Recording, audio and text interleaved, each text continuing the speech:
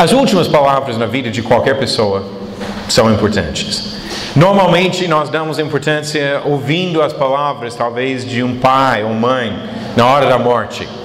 E muitas vezes pessoas aproveitam essas últimas oportunidades para comentar alguma coisa, para expressar seu amor, para passar talvez uma bênção para o filho. Com certeza as últimas palavras de Jesus na cruz também têm importância. Nos registros dos 4 relatos do Evangelho, nós temos informações sobre 7 coisas que Jesus falou na cruz. A última vez que preguei aqui, eu comentei sobre uma das coisas que ele falou: Pai, perdoa-lhes, porque não sabem o que fazem.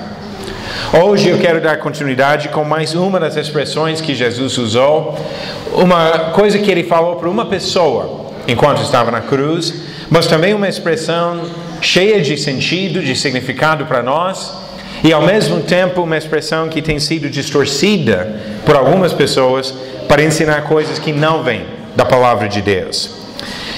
Jesus mostrou na cruz seu amor ilimitado, a misericórdia dele para oferecer para o mundo a possibilidade do resgate, da salvação, mesmo o mundo sendo culpado de pecado contra Deus.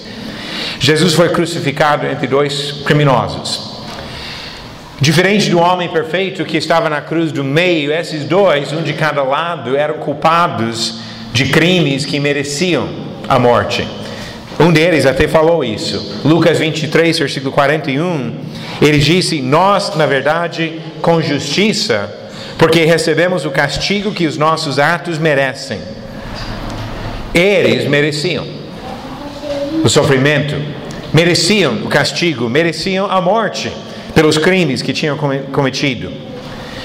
Mas mesmo esses 2, estando na mesma situação de sofrimento de Jesus, no momento os 2 aproveitaram e participaram com outros que zombavam de Jesus. Mateus capítulo 27 apresenta essas informações que nós não achamos nos outros relatos. No versículo 44 de Mateus 27 diz: e os mesmos impropérios lhe diziam também os ladrões que haviam sido crucificados com ele. Então neste momento percebemos que os 2 participaram. Os 2 também zombaram de Jesus nesse momento. Mas durante as horas que passaram, tiveram a oportunidade para refletir. E chegou ao ponto que um dos 2 repreendeu o outro e disse que não está certo isso, para falar desta maneira sobre Jesus. Foi esse que fez o comentário que eu acabei de citar em Lucas 23, versículo 41. Mas agora vamos voltar para Lucas 23 e ver um pouco mais do contexto desse comentário que ele faz. Lucas 23, começando no versículo 39, diz: um dos malfeitores crucificados blasfemava contra ele, dizendo: não és tu, Cristo? Salva-te a ti mesmo e a nós também. Respondendo-lhe, porém, o outro repreendeu, dizendo: nem ao menos temes a Deus, estando sob igual sentença? Nós, na verdade, com justiça, porque recebemos o castigo que os nossos atos merecem, mas este nenhum mal fez. O relato não sugere o arrependimento desse outro ladrão que estava nesse momento zombando de Jesus. Mas o ladrão que falou isso, que tinha refletido, que tinha observado, que viu como este homem estava morrendo ao seu lado, este continuou. E no versículo 42 acrescentou: Jesus, lembra-te de mim quando vieres no teu reino. Nós todos já ouvimos essas palavras, nós todos conhecemos esta expressão da palavra do ladrão. Mas hoje vamos parar para refletir um pouco sobre o significado do que ele diz. O que adianta fazer um pedido para uma pessoa que está morrendo? O que a pessoa vai fazer? A não ser se a pessoa ainda tiver condições de escrever um testamento e deixar alguma coisa para você. Se a pessoa está na hora da morte, o que adianta pedir alguma coisa? O mero fato que esse ladrão fez um pedido a Jesus sobre seu reino futuro mostra para nós a profundidade da fé deste homem nesse momento. Ele sabia que Jesus estava morrendo, mas ele acreditou que Jesus ainda seria rei. Significa que ele acreditou numa coisa que até para os apóstolos ainda foi difícil, que teria a ressurreição, que Jesus ia reinar depois da sua morte na cruz. São poucas palavras, mas palavras que refletem para nós o amor desse homem. Muitas outras pessoas ao redor não tinham essa confiança. Os próprios religiosos, em Marcos 15, versículo 31, os próprios religiosos que observaram a morte de Jesus falaram de igual modo os principais sacerdotes com os escribas, escarnecendo entre si, diziam: salvou os outros, a si mesmo não pode salvar-se. Eles não tinham a mesma fé do ladrão. Eles não acreditavam que Jesus era capaz nem de se salvar, muito menos de salvar uma outra pessoa e de voltar e reinar. Mas o ladrão acreditou no futuro de Jesus e na sua capacidade de salvar.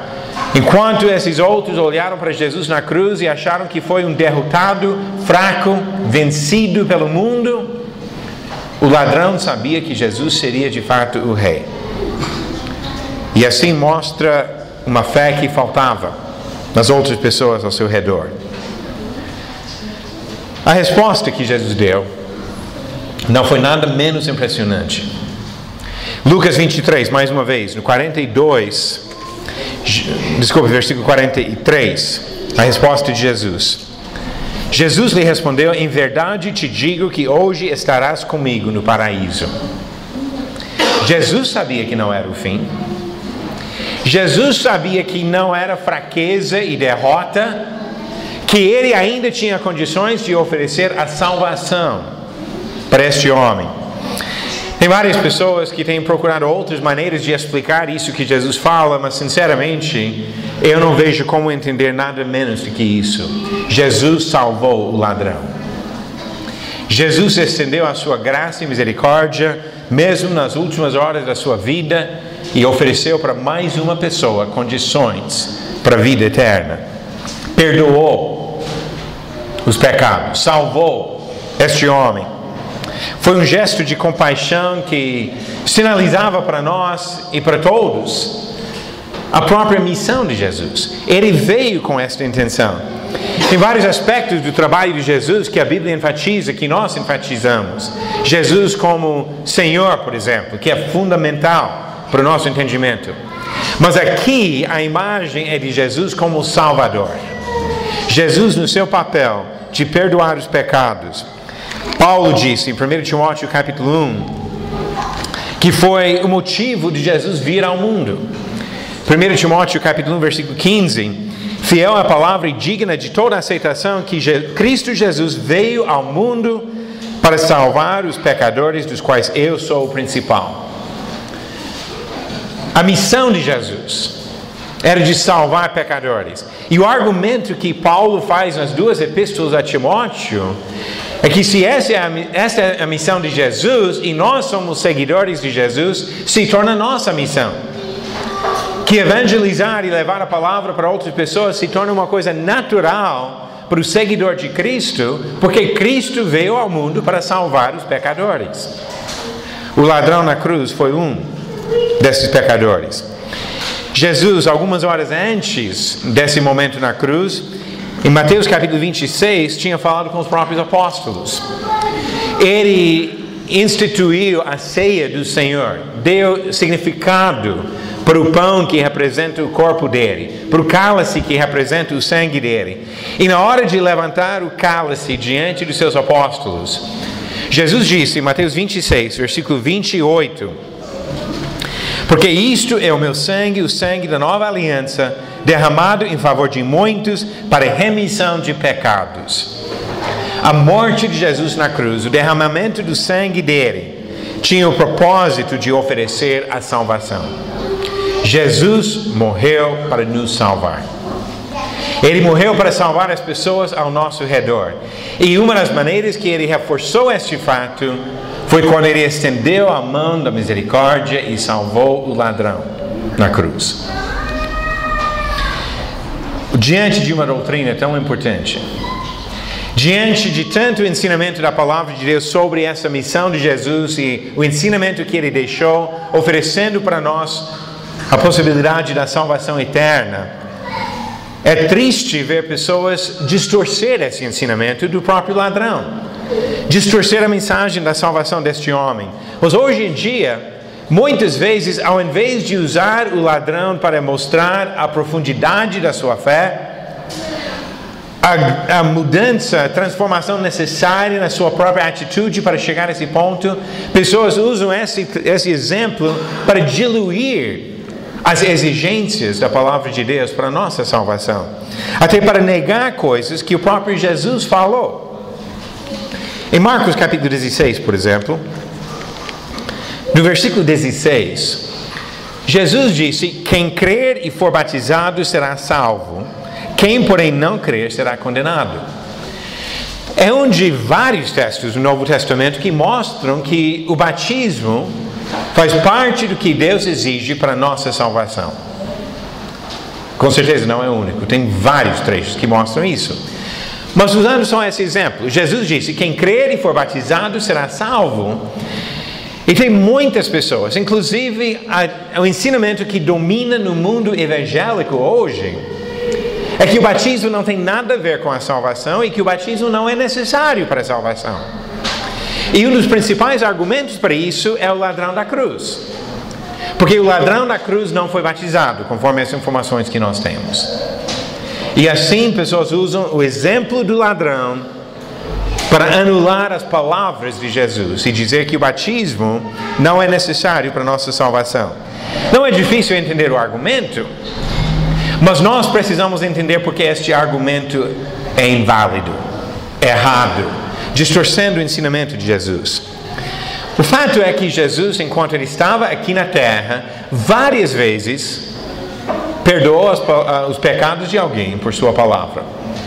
Simplesmente falou. Devemos lembrar, Jesus é Deus. Ele andou aqui na terra como Deus. É só Deus que é capaz de perdoar pecados. Os próprios judeus entendiam isso. Achavam que Jesus estava blasfemando quando perdoava pecados, porque isso pertence a Deus. Por que pertence a Deus? Porque pecado é ofensa contra Deus. Você pode perdoar uma ofensa contra você. Se alguém fizer alguma coisa contra você, você pode perdoar isso. Mas o pecado é ofensa contra Deus. Não existe homem na face da terra com direito ou poder para perdoar pecados. Mas Jesus, na face da terra, quando Ele andava na Palestina, Ele tinha sim esse poder, porque Ele é Deus. A ofensa dos pecados era contra Ele, e Ele tinha direito e poder para perdoar. Então Ele fez isso várias vezes. Marcos capítulo 2, por exemplo.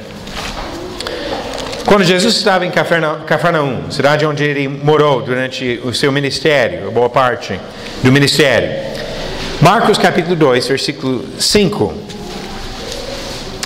Falando sobre aquele paralítico que foi levado, eles abriram o telhado e desceram na frente de Jesus o leito do homem. Versículo 5. Vendo-lhes a fé, Jesus disse ao paralítico: filho, os seus pecados estão perdoados. O paralítico foi batizado aqui? Não tem nada que fala sobre batismo. Jesus simplesmente falou e perdoou os pecados. Versículo 6 diz: mas alguns dos escribas estavam assentados ali e arrazoavam em seu coração: por que fala ele deste modo? Isto é blasfêmia. Quem pode perdoar pecados senão um, que é Deus? E nesse ponto eles estão 100% corretos. Quem pode perdoar pecados? Somente Deus. Mas Jesus não disse: não, vocês têm razão, eu não posso. Não foi isso que Ele disse. Ele insistiu naquela posição porque Ele é Deus. Jesus, percebendo logo por seu espírito que eles assim arrazoavam, disse-lhes: por que arrazoais sobre estas coisas em vosso coração? Qual é mais fácil?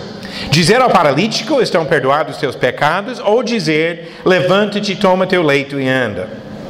Ora, para que saibais que o Filho do Homem tem sobre a terra a autoridade para perdoar pecados, disse ao paralítico: eu te mando, levanta-te, toma o teu leito e vai para a tua casa. E ele levantou e foi.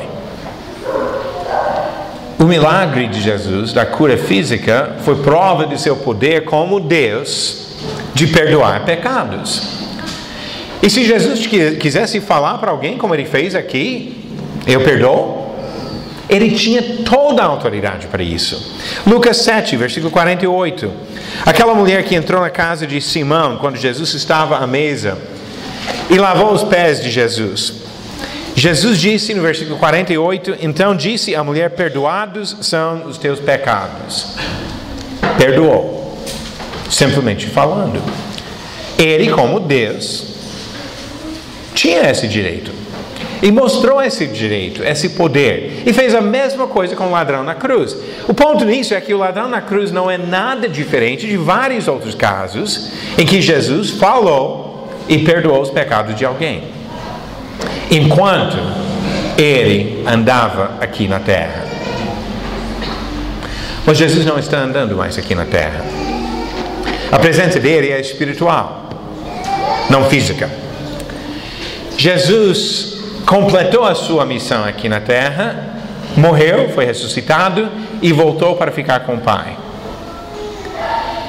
E quando ele saiu daqui, ele deixou para nós um testamento. Um testamento, e acredito que todos nós entendemos basicamente como funciona. Um testamento seria um documento que alguém prepara para falar o que quer fazer com as suas coisas depois da sua morte.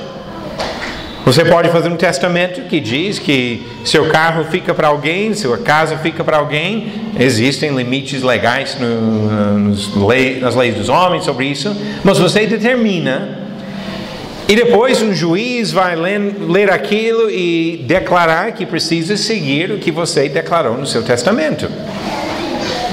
A primeira vez que eu fiz um testamento, eu tinha 21 anos de idade.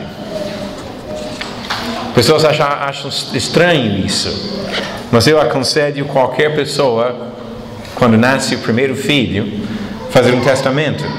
Não porque tem coisas, eu não tinha quase nada para deixar para ninguém de coisas, mas eu queria deixar escrito, eu e a Benita, a nossa intenção de quem seria responsável pela criação dos nossos filhos se alguma coisa acontecesse conosco. Eu aconselho pais a sempre fazer testamento logo que nasce o primeiro filho. Esqueça da casa, do carro, das coisas. Se preocupe com seus filhos. Se os dois morrerem num acidente, quem vai criar os filhos? Então, o primeiro testamento que eu fiz foi com 21 anos de idade. Agora, meu caçula tem bem mais do que isso. Eu não estou mais preocupado em quem vai criar os meus filhos. Essa época já passou. Então, o que acontece na vida de muitas pessoas é que ao longo da vida pode fazer vários testamentos. E quando faz um novo testamento, automaticamente tira o anterior. E o que vale depois da morte da pessoa é o último testamento feito. O último testamento válido é o que pode ser usado para dividir os bens da pessoa. O testamento é para determinar o que vai acontecer depois da morte. Enquanto você ainda tem saúde mental, você pode mudar o seu testamento quantas vezes quiser. Mas depois da sua morte, as pessoas são obrigadas a respeitar o último. Jesus deixou um testamento. E esse é o ponto onde entra a diferença entre nós e o ladrão da cruz. O ladrão da cruz, a mulher que lava os pés de Jesus, o paralítico e outras pessoas estavam presentes com Jesus durante a vida. E durante a vida ele tinha direito de dispensar a salvação do jeito que ele quisesse. Da mesma forma que você, durante a sua vida, pode doar as suas coisas para quem você quiser. Se você tem um carro e quer dar para alguém, você pode dar. Pode assinar os documentos e transferir para outra pessoa. Se você quiser dar uma casa para alguém, você pode fazer isso. Se você tem dinheiro numa conta e quiser transferir para a conta da outra pessoa, pode. Jesus, durante a vida, tinha direito de dar a salvação, o perdão dos pecados, simplesmente falando. Mas depois ele deixou um testamento. E nós vivemos sujeitos ao testamento de Jesus. Hebreus capítulo 9. usa exatamente esse fato falando sobre o testamento de Jesus, quando diz, versículo 15 ao 17, por isso mesmo ele é o mediador da nova aliança, a fim de que, intervindo a morte para a remissão das transgressões que havia sob a primeira aliança, recebam a promessa da eterna herança àqueles que têm sido chamados. Porque onde há testamento, é necessário que intervenha a morte do testador. Pois um testamento só é confirmado no caso de mortos, visto que de maneira nenhuma tem força de lei enquanto vive o testador. Ele deixa bem claro a diferença entre a vontade de Jesus com vida e a vontade de Jesus depois da morte. Nós vivemos sujeitos à nova aliança, que é o Novo Testamento, o testamento de Jesus. E no testamento de Jesus, ele deixou bem claro a mensagem que seria pregada e a exigência para a salvação. Mateus capítulo 28, versículo 18 ao 20. Jesus, falando com os apóstolos, frisou a autoridade da sua palavra e a mensagem que seria pregada. Jesus, aproximando-se, falou-lhes dizendo: toda a autoridade me foi dada no céu e na terra.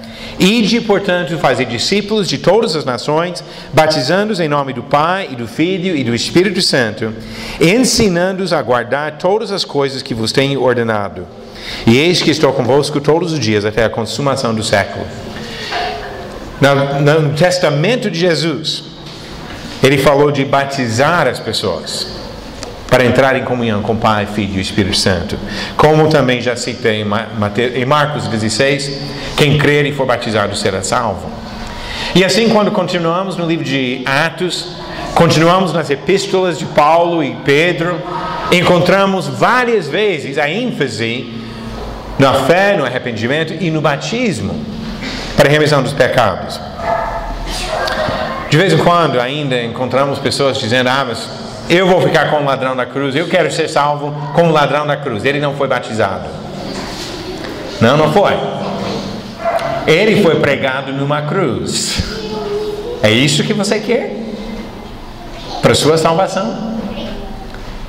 Aceitar a necessidade do batismo como parte do processo de se tornar discípulo de Cristo não seria muito mais fácil do que ser pregado numa cruz? O ladrão passou por isso para perceber a sua necessidade do arrependimento e de pedir o perdão que Jesus ofereceu para ele. Não é preciso sofrer em uma cruz, como o ladrão fez, para ser salvo. Mas é necessário demonstrar a fé em obediência à palavra de Jesus para receber o dom que ele oferece. E quando nós recusamos fazer o que ele mandou, não temos a mesma fé do ladrão. Hebreus capítulo 5, versículo 9. Diz que Jesus foi aperfeiçoado e tornou-se o autor da salvação eterna para todos os que lhe obedecem. Obediência a Jesus é necessária para a nossa salvação. Obediência a Jesus inclui fazer o que ele mandou quando disse: quem crer e for batizado será salvo. Não é a única coisa, mas faz parte sim do que ele mandou para a nossa salvação. Se você tem a fé que o ladrão tinha, a fé de acreditar que Jesus venceu a morte, a fé de acreditar que Jesus reina e reinará para sempre, a fé de acreditar que Jesus é capaz de salvar até os piores dos pecadores, o que seria motivo para não agir conforme esta fé? Qual motivo você teria para não se arrepender dos seus pecados? Para não aceitar o batismo para lavar os pecados? Para não se esforçar para andar conforme a vontade de Jesus durante toda a vida? Para ter o privilégio de estar com Ele na eternidade?